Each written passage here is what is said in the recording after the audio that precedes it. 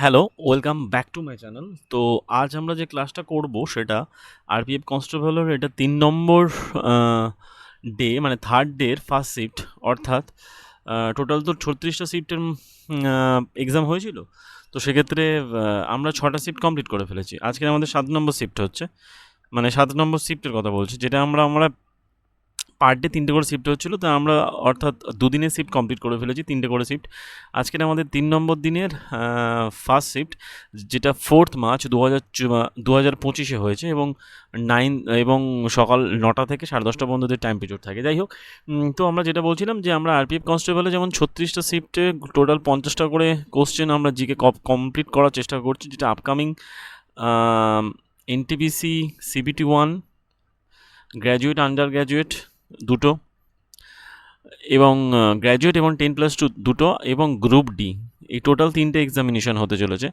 3টে এক্সামিনেশনে এই পরীক্ষার ট্রেন্ড মানে খুবই দরকারি এবং খুবই ইম্পর্টেন্ট হতে চলেছে, কারণ এখানে কারেন্ট অ্যাফেয়ার্সে কত মাসে কারেন্ট অ্যাফেয়ার্স পড়বো সেটাও আমরা একটা কমন আইডিয়া পেতে পারি। যেমন এই যে মার্চে যেহেতু পরীক্ষা হয়েছিল, সেখানে দেখা যাচ্ছে জানুয়ারি পর্যন্ত, আপ টু জুলাইয়ের থেকে জানুয়ারি পর্যন্ত মোটামুটি এই ৬-৭ মাসের কারেন্ট অ্যাফেয়ার্স বেশি এসেছে। তাহলে যেহেতু যদি আমরা ধরি মে বা জুন মাসে এক্সামিনেশন, তাহলে সেক্ষেত্রে লাস্ট ৬ থেকে ৭ মাস টাইম পিরিয়ড আমরা ধরতে পারি। মে মাস যদি ধরি, মে মাস মানে ধরো ৫ আর ওদিকে ৭, মানে অক্টোবর থেকে আমরা ধরতে পারি, অক্টোবর টু মে মাস পর্যন্ত বা সেপ্টেম্বর টু মে মাস পর্যন্ত আমরা কারেন্ট অ্যাফেয়ার্স এখানে কভার করতে পারি। এবার কারেন্ট অ্যাফেয়ার্সে কী কী কোশ্চেন এসেছিলো সেটাও তোমরা এখান থেকে দেখতে পাবে। সেপ্টেম্বর, অক্টোবর টু, এটা অ্যাকচুয়ালি এপ্রিল মে পর্যন্ত আমরা কারেন্ট অ্যাফেয়ার্স কভার করতে পারি। তো সেক্ষেত্রে কী কী কোশ্চেন এসেছিলো সেটাও তোমরা, মানে কী ধরনের কোশ্চেন এসেছিলো সেটাও তোমরা দেখছো এখানে। এবং এছাড়া আদার যে সাবজেক্টগুলো, যেমন হিস্ট্রি, জিওগ্রাফি, পলিটি, ইকোনমি এবং স্ট্র্যাটেজিকে, এরও ইম্পর্টেন্ট কোশ্চেনগুলো আমরা ফলো করছি। অলরেডি আমাদের 6টা শিফট হয়ে গিয়েছে, মানে 300টার মতো কোশ্চেন আমরা কভার করে ফেলেছি। আজকে আমরা 7 নম্বর শিফটের কোশ্চেন দেখবো। তাহলে চলো ভিডিওটা শুরু করা যাক, লেট স্টার্ট। তো এখানে বলা হচ্ছে, which of the following are the category to measure level of human development of the country.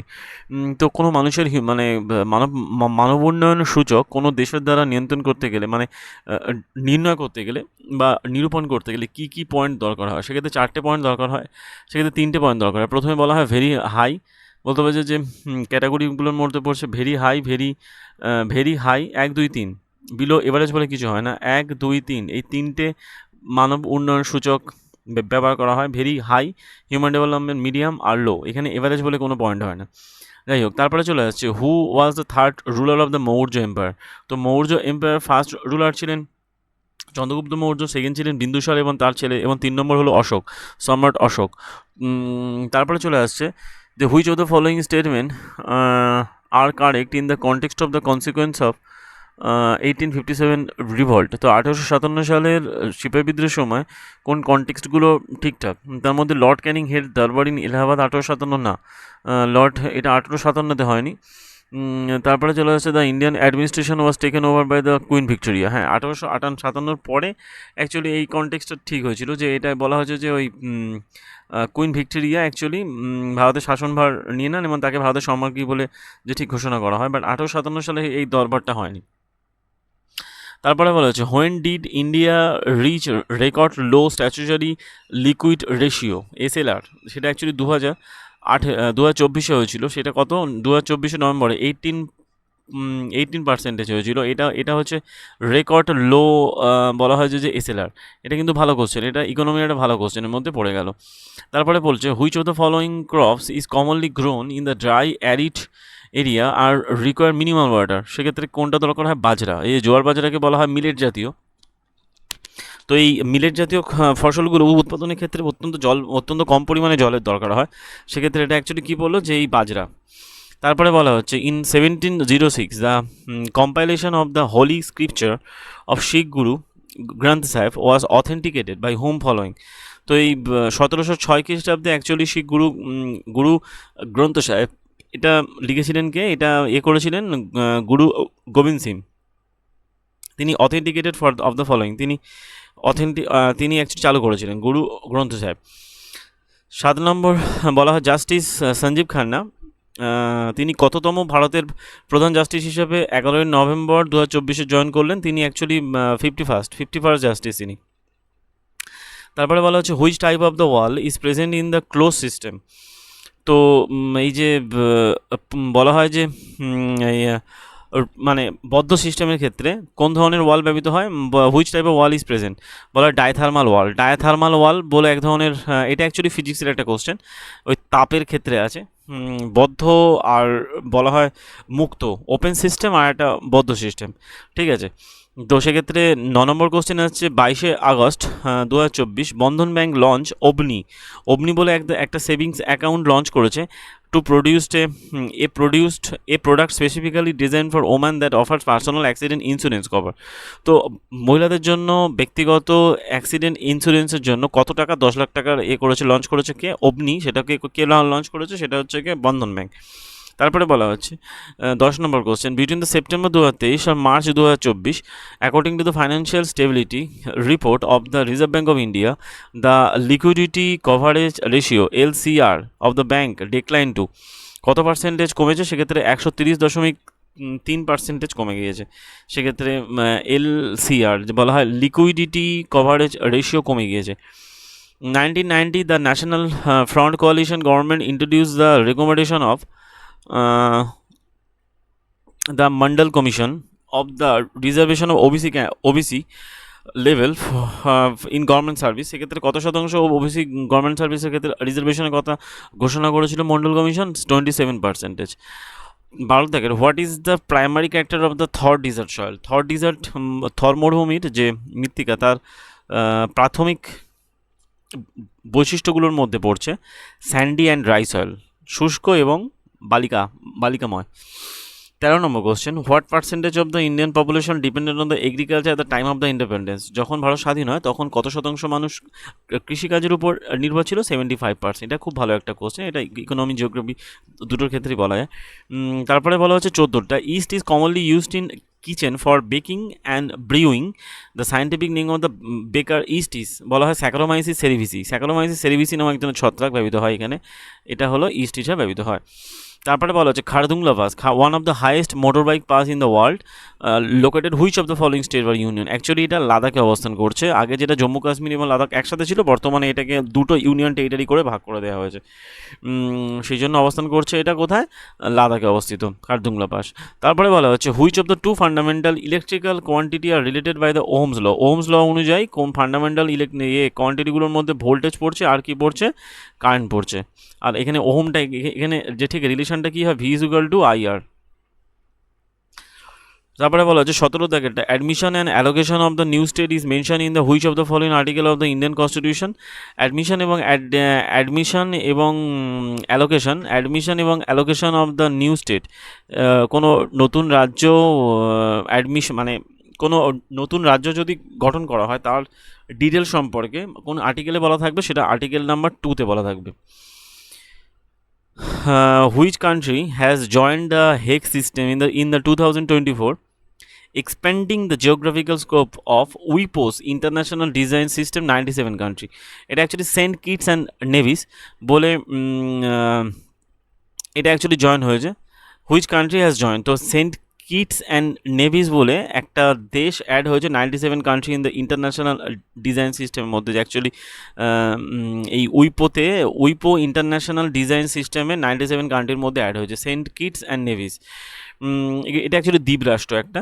তো তারপরে বলা হচ্ছে 19 থেকে question IMT 2030 can be defined as বা অ্যান কততম 6G টেকনোলজি? এটা অ্যাকচুয়ালি IMT 2030 হলো 6 নম্বর 6G টেকনোলজি। বলা হয় যে 6th জেনারেশন বা 6 নম্বর অ্যাকচুয়ালি টেকনোলজির মধ্যে পড়ছে IMT। Which of the following who among the following is are covered under the jurisdiction of the central administration tribunal? ক্যাটের মধ্যে পড়ছে কি? Member of the defence of the forces. এটা অ্যাকচুয়ালি এর মধ্যে পড়ে না। এই যে ক্যাটের মধ্যে বলা হয় যে সেন্ট্রাল অ্যাডমিনিস্ট্রেশন ট্রাইব্যুনালের মধ্যে বা ক্যাটের মধ্যে যতক্ষণে যে member of the defence forces পড়ে না। তারপরে বলা হচ্ছে 21 দাগের question which act abolished the dyarchy in provinces and introduce provincial autonomy during the British rule? 1935 সালে বলতে হবে যে ওই ডায়ার্কি দ্বৈত রাজ্য মানে যেটাকে বলা হয় ওই ডায়ার্কিটা বন্ধ করে দিয়ে কমনলি ব্রিটিশ রুলের মধ্যে এই প্রভিন্সিয়াল রাজ্য প্রাদেশিক রাজ্যগুলোকে রাখা হয়েছিল, সেটা 1935 গভর্নমেন্ট অ্যাক্টের মধ্যে। 22 দাগের কোশ্চেন বলেছে the state human rights commission. এটা অ্যাকচুয়ালি কিসের মধ্যে পড়ে? স্টেট হিউম্যান রাইটস কমিশন একটা স্ট্যাচুটরি বডির মধ্যে পড়ে, এটা কোনো সাংবিধানিক সংস্থা নয়।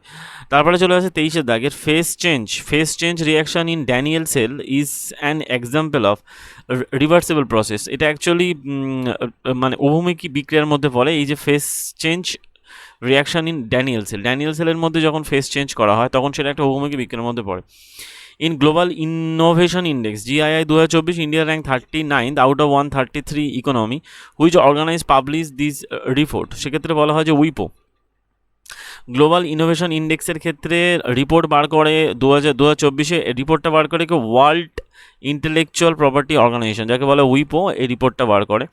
তারপরে বলা হচ্ছে who secretly reorganized the Hindustan Republican Association HRA with the Bhagat Singh and the other rebels in 1928 and changed its name to Hindustan Socialist Republican Association HSRA। সেটা অ্যাকচুয়ালি প্রতিষ্ঠা করেছিলেন কে? চন্দ্রশেখর আজাদ। তার আগে এর নাম ছিল বলা হয় যে হিন্দুস্তান রিপাবলিকান অ্যাসোসিয়েশন। সেটা পরবর্তীকালে যখন ভগৎ সিং এর সাথে অ্যাড হলো তখন এর নামকরণ এবং ভগৎ সিং এবং চন্দ্রশেখর আজাদ মিলে এটা নতুন নামকরণ করা হয়, 1928 সালে প্রতিষ্ঠা করা হয়। সেটা বলা Hindustan socialist Republican association.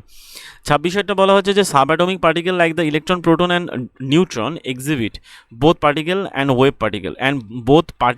Web nature, যে ঠিক আছে, এবং এদের তরঙ্গ এবং কণা দু ধরনের তত্ত্ব এর মধ্যে এরা পড়ছে। 27 বলা হচ্ছে which industry was most develop in the India before independence, বলা হয় টেক্সটাইল ইন্ডাস্ট্রি মোস্ট ডেভেলপ, মানে ভারত স্বাধীনতা হওয়ার আগে সবথেকে বেশি পরিমাণে উন্নতি করেছিল বা সবথেকে বেশি পরিমাণে ডেভেলপ ছিল কোন ধরনের ইন্ডাস্ট্রি, সেটা হলো textile. Where is the 46th session of the UNESCO world heritage committee being held in July 2024। Heritage committee actually 2024 held হয়েছিল, বলা হয় যে নিউ দিল্লি ইন্ডিয়া ইয়েতে এই কমিটির অনুষ্ঠান হয়ে গেল। 46 ইউনেস্কো হেরিটেজ কমিটির মিটিং হয়ে গেল কোথায়? নিউ দিল্লিতে হয়ে গেল 2024 জুলাই মাসে। এটা একটা ভালো কোশ্চেন, এটা কারেন্ট অ্যাফেয়ার্স থেকে এসেছিল, সুতরাং এটা একটা ভালো কোশ্চেনের মধ্যে পড়ছে। তারপরে বলা হচ্ছে which extremist leader letter adopted A spiritual path and associated with the Pondicherry, বলা হয় অরবিন্দ ঘোষ যিনি পরবর্তীকালে স্পিরিচুয়াল পদ নিয়েছিলেন এবং পন্ডিচেরিতে তিনি সন্ন্যাস হিসাবে তার বাকি জীবন পালন করেন। হোয়াট ওয়াজ এ কি change introduced in agriculture part of the 1991 economic reform? 1991 সালে অর্থনৈতিক সংস্কারের ক্ষেত্রে কি চেঞ্জ আনা হয়েছিল? কি চেঞ্জ ইন্ট্রোডিউস এগ্রিকালচার মানে চাষবাসের ক্ষেত্রে, সেক্ষেত্রে যে কী চেঞ্জ আনা হয়েছিল সেটা restriction on export of agricultural product were reduced. রেস্ট্রিকশনে বলতে হবে যে এগ্রিকালচারাল বা কৃষিজাত পণ্য রপ্তানি পরিমাণটাকে কমানো হয়। তারপরে বলা 31 what is the main feature of the Bhangar region of the northern plain? তো ভাঙ্গার বলে যে মাটিটা মৃত্তিকা দেখতে পাওয়া যায় উত্তরের সমভূমিতে, সেখানে কি বলা হচ্ছে? এটা অ্যাকচুয়ালি প্রাচীন পলিমৃত্তিকার মধ্যে পড়ে, old alluvial soil. Which of the following sign the bilateral investment treaty BIT in September 2024? Bilateral বলতে হবে যে বায়োল্যাটারাল ইনভেস্টমেন্ট ট্রিটি স্বাক্ষর করেছে কে? Government of the republic of India and the government of the republic of the Uzbekistan. এটা একটা current অ্যাফেয়ার্সের মধ্যে পড়ছে। এই যে BIT চুক্তি স্বাক্ষর করেছে কারা? BIT চুক্তি স্বাক্ষর করে উজবেকিস্তান এবং India. What is the total target number of the marginal farmers HDFC bank aims to support under the পরিবর্তন ইনিশিয়েটিভ 2025? সেক্ষেত্রে পরিবর্তন ইনিশিয়েটিভ 2025-এর মধ্যে কী পড়ছে? 5 লাখ। তো বলা হচ্ছে যে what is the number of the marginal farmer HDFC bank under the পরিবর্তন স্কিমের মধ্যে 5 লাখ টাকা করে স্কিম সাপোর্ট পাবে আর কি ব্যাঙ্ক থেকে। তারপরে বলা হচ্ছে যে এটাও একটা কারেন্ট অ্যাফেয়ার্সের মধ্যে পড়ছে। What is the title of the Arundhati Roy first memoir which is set to release September 2025? এটা খুব ইম্পর্টেন্ট একটা কারেন্ট টপিকের মধ্যে পড়ছে, কারণ এটা সেপ্টেম্বর 2025-এ লঞ্চ হবে, সুতরাং এই কোশ্চেনটা আপকামিং এক্সামিনেশনে আসবেই, এরকম একটা ধরে নিয়ে পড়তে হবে। Mother Mary comes to me, এটা ছিল তার মেমোয়ারের মধ্যে, মানে এটা একটা বিখ্যাত অরুন্ধতী রয় একটা মানে প্রথম মেমোয়ার যেটা প্রকাশিত হচ্ছে কবে, সেটা হবে সেপ্টেম্বর 2025-এ। বলছে Mother Mary comes to me, which of the following article of the constitution provide for the establishment of the legislative assembly of the union territory? তো ইউনিয়ন টেরিটরি legislative assembly প্রতিষ্ঠা হবে আর্টিকেল 239 এতে। Article 239 এর মাধ্যমে বলতে হবে যে legislative assembly মানে কোনো ইউনিয়ন টেরিটরি legislative assembly প্রতিষ্ঠা হচ্ছে, যেমন হচ্ছে কি কোথায় কোথায় আছে, অ্যাকচুয়ালি আছে দিল্লিতে আছে, আর আছে পুদুচেরি। যে ইউনিয়ন টেরিটরিও এটা অ্যাকচুয়ালি ভাবে পুদুচেরি বলা, ইউনিয়ন টেরিটরিও তাদের লেজিসলেটিভ অ্যাসেম্বলি প্রতিষ্ঠা করতে পারে সংবিধানে কোন আর্টিকেল দ্বারা, সেটা হলো ওই আর্টিকেল 239-এ। তারপরে বলা হচ্ছে যে 36, ইন হুইচ ইয়ার স্বামী দয়ানন্দ সরস্বতী ফাউন্ডেড দ্য আর্য সমাজ ইন বোম্বে? 1875 সালে আর্য সমাজ বোম্বে প্রতিষ্ঠা করে কে? Swami Dayanand Saraswati. Which of the following pairs of the nuclear power reactor and its state is correct? তো অ্যাকচুয়ালি এখানে অনেক কটাই অপশান ছিল, তার মধ্যে রাওয়াতভাটা, যেটা অ্যাকচুয়ালি রাজস্থানে অবস্থান করছে, রাওয়াতভাট অ্যাকচুয়ালি রাজস্থানে অবস্থান করছে। তারপরে বলা হচ্ছে the 5-year plan in India were based on the model of the which economist? তো ভারতে প্রশান্তচন্দ্র মহলানবিশ সেকেন্ড এটা মডেলটা তিনি বানিয়েছিলেন, তাকে বলা হচ্ছে পিসি মহলানবিশ মডেল। তারপরে চলে আসছে which of the following officer fought for the famous battle in Chinhat? Chinhat যুদ্ধ হয়েছিল 1857 সালেরই ওই সিপাহি বিদ্রোহের সময়। তিনি অফিসার ছিলেন, তিনি হলেন Henry Lawrence. Henry Lawrence actually Chinhat যুদ্ধ করেছিলেন, ওই শাহ মলের সাথে করেছিলেন যুদ্ধটা। The state is required to promote the welfare of the people as much as article of the Indian Constitution. তো ওয়েলফেয়ার অফ দ্য পিপল, মানব কল্যাণে কোন মানব কল্যাণে মানে স্টেটকে মানে যে কেন্দ্র বা রাজ্য বা সরকারকে কাজ করতে হবে, সেটা আর্টিকেলে উল্লেখ করা আছে। এটা একটি ডিপিএসপিতে উল্লেখ করা আছে, আর্টিকেল 38-এ বলা আছে। তারপরে 41, which of the following program aims to improve the physical infrastructure in rural areas? তো প্রধানমন্ত্রী গ্রাম সড়ক যোজনার মাধ্যমে বলতে হবে, অ্যাকচুয়ালি প্রধানমন্ত্রী গ্রাম সড়ক যোজনার মাধ্যমে গ্রামীণ অঞ্চলে ওই রাস্তাঘাট তো গ্রামীণ অঞ্চলে রাস্তাঘাটের জন্য অ্যাকচুয়ালি ওই রাস্তাঘাট নির্মাণের কথা বলা হয়। এটা অ্যাকচুয়ালি লঞ্চ হয়েছিল প্রধানমন্ত্রী গ্রামীণ সড়ক যোজনা। এটা অ্যাকচুয়ালি লঞ্চ হয়েছিল 2000 সালের দিকে লঞ্চ হয়েছিল। পরবর্তীকালে প্রধানমন্ত্রী গ্রামীণ 2000 সালের দিকে লঞ্চ হয়েছিল, মানে কংগ্রেসের সরকারের সময়। Financial service institution bureau FSIB has recommended Ashok Chandra as the next managing director বা MD CEO of the which bank? Ashok Chandra হচ্ছে কোন ব্যাংকের ম্যানেজিং ডিরেক্টর এবং সিইও হবে? তিনি হলেন পাঞ্জাব ন্যাশনাল ব্যাংকের ম্যানেজিং ডিরেক্টর এবং সিইও হবেন। Which of the following is an example of a heavy metal that Indian Institute of the science researchers aim to reduce in groundwater with their nanomaterial based solution? September, সেটা actually chromium.